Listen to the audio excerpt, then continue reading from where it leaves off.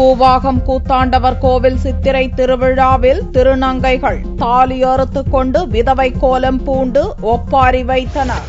விழுப்புரம் மாவட்டம் உளுந்தூர்பேட்டை அருகேயுள்ள கூவாகம் கூத்தாண்டவர் கோவில் சித்திரை பெருவிழா தேரோட்டம் புதன்கிழமையன்று நடந்தது. இவ்விழாவில் நாடு முழுவதும் இருந்து திருநங்கைகள் ஆயிரக்கணக்கானோர் கலந்து கொண்டனர். சித்திரை திருவிழாவின் முக்கிய நிகழ்ச்சியாக திருநங்கைகள் தாலி கட்டிக் கொள்ளும் வைபவம் செவ்வாய்க்கிழமையன்று இரவு நடந்தது. கோவில் பூசாரி கையால் திருநங்கைகள் தாலி கட்டிக்கொண்டு கற்பூரம் ஏற்றி வழிபட்டு கும்மி அடித்து ஆடிப்பாடி மகிழ்ந்தனர்.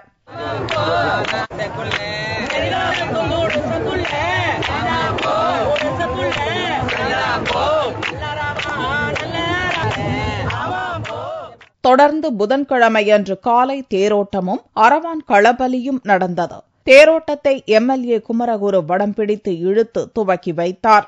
அப்போது திருநங்கைகள் தேரின் பின்னால் ஊர்வலமாக வந்தனர். தேர் களப்பலி நடக்கும் பந்தலடிக்க வந்தபோது உணர்ச்சி வசப்பட்ட திருநங்கைகள் வாயிலும் வயிற்றிலும் அடித்துக் கொண்டு ஒப்பாரி வைத்தனர். தங்கள் தலையில் சூடியிருந்த பூவை பீத்தெறிந்து நெற்றியில் இருந்த பொட்டை அழித்தனர். பின்னர் கோவில் பூசாரிகள் திருநங்கைகளின் வளையல்களை உடைத்து தாலியை அறுத்தெறிந்தனர். இதையடுத்து திருநங்கைகள் ஒப்பாரி வைத்தபடி கிணற்றில் தலைமூழ்கி வெள்ளையாடை அணிந்து விதவை கோலம் பூண்டனர்.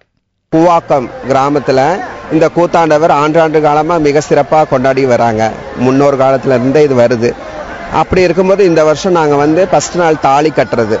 அந்த தாலி கட்டும்போது அந்த கூத்தாண்டவருக்கு முழு மனதோட நாங்க சந்தோஷமா அந்த கூத்தாண்டவரை ஏத்து நாங்க தாலி கட்டிக்கிறோம். கட்டிட்டு இருக்கும்போது சிறப்பு திருப்பி என்ன பண்ண மறுநாள் இந்த திருவிழா தாலி கட்டி முடிஞ்சது.